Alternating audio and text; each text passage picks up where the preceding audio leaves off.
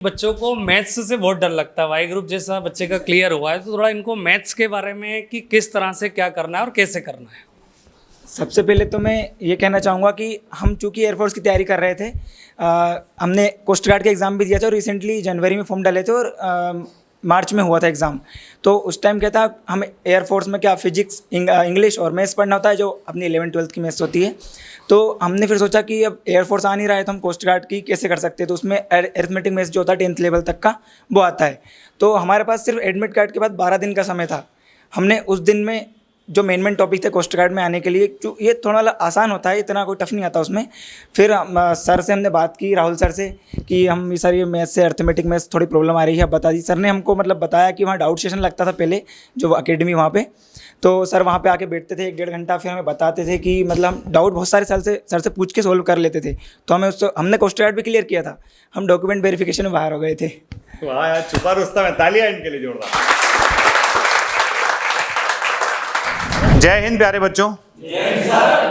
बच्चों, मैंने हमेशा आप लोगों से कहा है कि अगर आपको आगे बढ़ना है, अगर आपको तरक्की करना है, तो उस तरक्की के लिए आपका रूम पार्टनर बहुत अच्छा होना चाहिए। एक वीडियो भी हमने पहले बनाया था, आपने देखा ही है कि अगर आपका रूम पार्टनर जितना दमदार होगा उतनी फास्ट आपकी तरक्की होगी। तो आज मैं उसके लिए आपको 2 ऐसे लोगों से मिलवाने जा रहा हूँ जो रूम पार्टनर तो है ही है, पर रूम पार्टनर होने के साथ साथ भाई भी हैं। और दोनों ही बच्चों का एयरफोर्स का फेज 1 क्लियर हुआ है। एक ने एक्स ग्रुप क्लियर किया और एक ने वाई ग्रुप क्लियर किया है। हमारे साथ में आदित्य और आकाश परमार, दोनों के लिए जोरदार तालियां।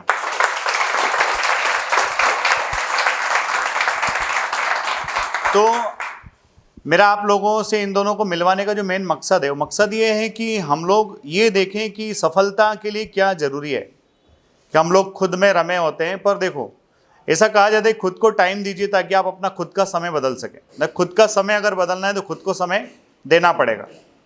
तो जब वो समय हम दे रहे हैं तो कैसे लोगों के साथ में वो समय दे रहे हैं, उस समय में हमको गाइड करने वाला है, हमारे सपोर्ट पे रहने वाला व्यक्ति कैसा है। तो सबसे पहले कुछ सवाल पूछूंगा कि आप लोगों को ऐसे कैसे ख्याल आया कि दोनों को एक साथ तैयारी चालू करना चाहिए एयरफोर्स की। सर चूँकि हमने जो 10th तक पढ़ाई की थी गांव में, वो भी साथ थे।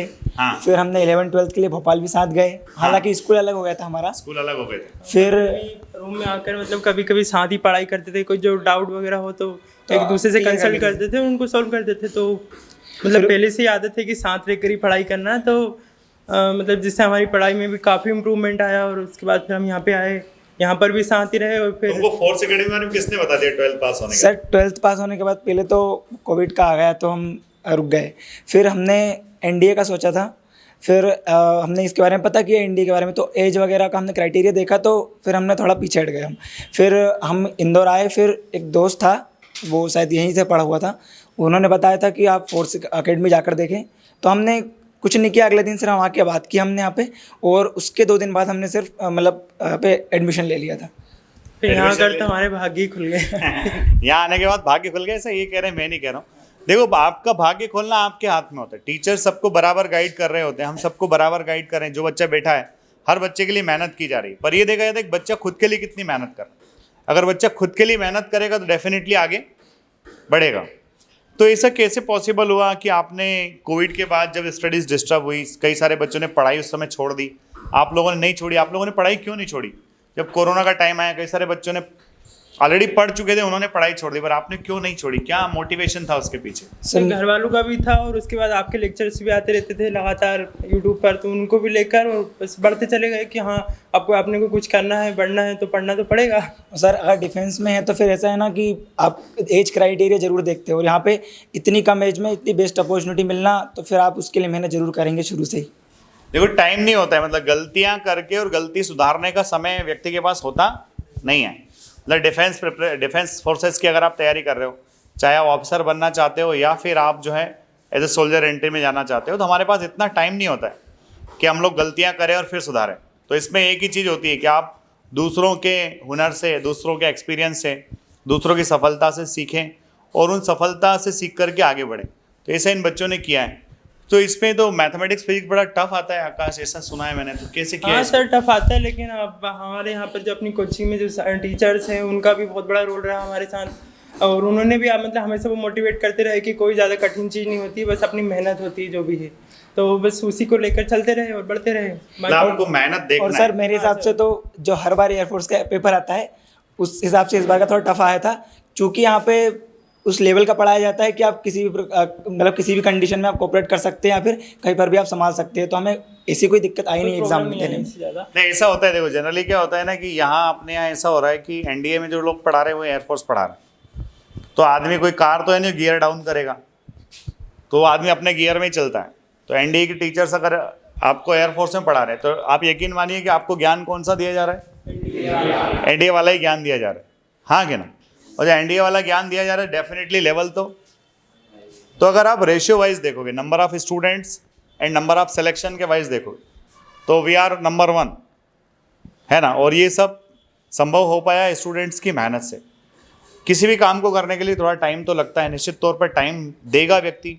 जैसे मान लिया जाए कोई बंदा ऐसा है जिसने जस्ट अभी अभी पढ़ना शुरू किया है, उसने 1 आध महीने फिजिक्स मैथमेटिक्स पढ़ा है या रीजनिंग जीके पढ़ा है, और एक ऐसा बंदा है जिसने 6-7 महीने से कंसिस्टेंसी के साथ पढ़ रहा है, तो दोनों की परफॉर्मेंस में अंतर तो आता है। तो हमें मतलब मोटिवेटेड रहना है, पर मोटिवेटेड रहने के साथ साथ जो बेसिक चीज़ें होती हैं उनका भी विशेष ख्याल रखना है। विशेष ख्याल ये रखना है कि हमारे एग्ज़ाम में क्या पूछा जाता है, क्या उस क्वेश्चन का लेवल रहता है, क्या क्वेश्चन का तरीका रहता है, और फिर ये देखना है कि मैंने उसको कितना टाइम दिया। सेल्फ एनालिसिस जितना बंदा करता है उतना बंदा आगे बढ़ता है, पर सेल्फ एनालिसिस करने के लिए थोड़े से टाइम की ज़रूरत होती है। ऐसा नहीं कि आपने 1-2 दिन में पहले ही कोचिंग ज्वाइन किया और 8वें दिन से आप सेल्फ एनालिसिस करने लग गए। हर लेवल पर सेल्फ एनालिसिस होता है। 8 दिन बाद से भी अगर आप सेल्फ एनालिसिस स्टार्ट करेंगे तो एनालिसिस इस बात का होगा कि हमने सेल्फ स्टडी स्टार्ट कर दिया है, क्लास में कितना हो रहा है और हम कितना कर पा रहे हैं। और एक मूल मंत्र होता है कि आप क्या कीजिए, डेली जितना पढ़ाया जा रहा है, डेली जितना करवाया जा रहा है, बस उतना करते जाओ। आदित्य, बच्चों के लिए कोई खास मैसेज? हाँ सर, एक मैसेज तो मैं ज़रूर देना चाहूँगा कि आप लोग जिस किसी भी कोर्स में पढ़ रहे हैं अभी आप डिफेंस में, आप लाइब्रेरी को पहली प्रायोरिटी दें। आप लाइब्रेरी में ज़्यादा से ज़्यादा समय बैठें, क्योंकि हम भी गांव से आए हैं यहाँ पे, तो अपने पास और कोई काम नहीं है, एक ही रीज़न होना चाहिए। अगर अपने को अपनी नीड पता है कि हमारी नीड क्या है और वो स्ट्रॉन्ग है, तो आप लाइब्रेरी में बैठिए और ज़्यादा से ज़्यादा टाइम दीजिए, आपको बहुत बेनिफिट मिलेगा। ये मेरा मतलब खुद का एक्सपीरियंस बोलता है। और सर की बातों को मानिए, मतलब कोई सारे बच्चे ऐसे होते हैं जो सर का ही नहीं सुनते हैं, बस अपनी अपनी मनमानी करते रहते हैं।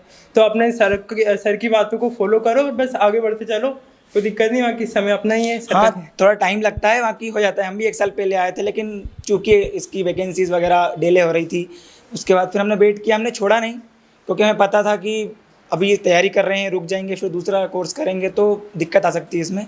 तो छोड़ना नहीं है, लगे रहिए। और लाइब्रेरी तो जैसे मैंने कहा, और सर की बात है तो फिर मतलब लाइब्रेरी का बड़ा रोल है सेल्फ स्टडी का। मेरी बात मानो ना मानो वो अलग विषय है, क्योंकि किसकी बात कितनी मानना है वो हर आदमी को पता रहता है, हाँ कि नहीं? तो फोर्सफुली कहा जाए कि आपको मेरी बात ही मानना है, तो आदमी मानेगा क्या? बोलो, मानेगा क्या?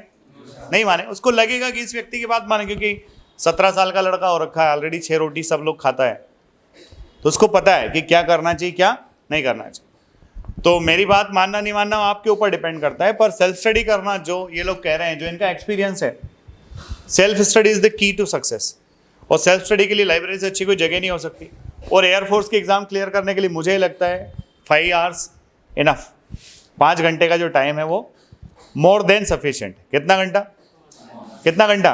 5 घंटा। पर वो 5 घंटा कैसे पढ़ना है? दिल लगा के पढ़ना। कैसे पढ़ना है? और मैं तो जनरली बच्चों को ये कहता हूँ कि आपकी क्लास अगर हो जाती है सुबह 8 से 12 में, आपकी क्लास खत्म हो जाती है, 12 बजे घर जाइए, 12 से 2 में खाना पीना खा करके 2 बजे आ जाइए और 2 से 7 पढ़िए लाइब्रेरी में। मोबाइल को घर ही रख के आइए, ठीक है ना? और 7 बजे के बाद यू आर फ्री।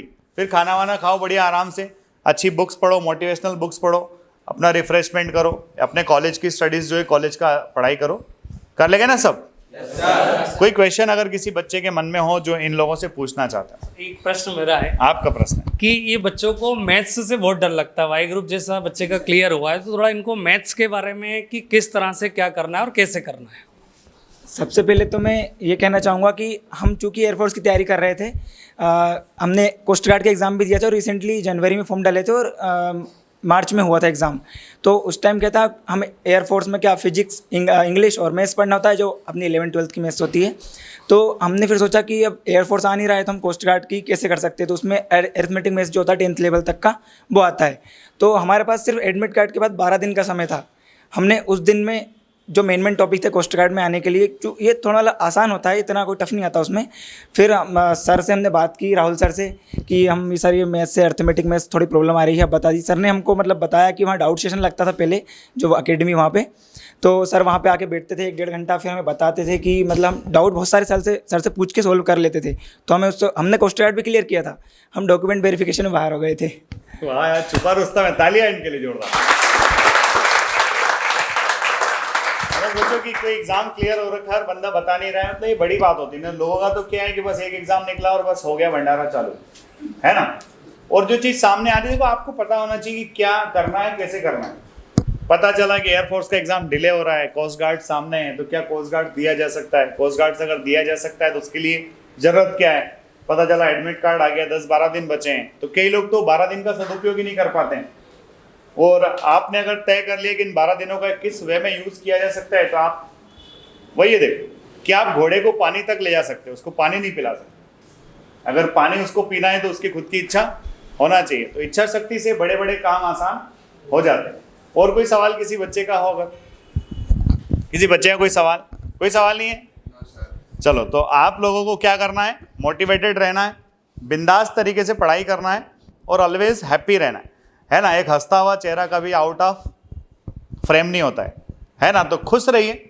वो खुश रहने के यही तरीके हैं कि जिस काम के लिए आप आए हो वो काम अगर आप ईमानदारी से कर रहे हो तो डेफिनेटली आप 24 घंटे खुश ही रहोगे।